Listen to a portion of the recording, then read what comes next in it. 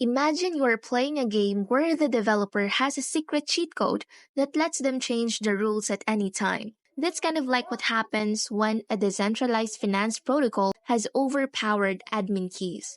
These keys give the developers complete control over the protocol, even if they promise it would be decentralized.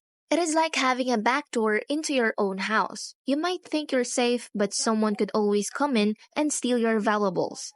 In decentralized finance, those valuables are your crypto assets. Why are admin keys so dangerous? Because they create a huge security risk. If the developers are malicious or their keys are compromised, they could steal your funds, change the rules, and they could abandon the protocol, taking all the money with them. This is why many DeFi protocols are moving towards a truly decentralized model where no single entity has complete control. They use things like decentralized autonomous organizations and multi-signature wallets to distribute power among the community.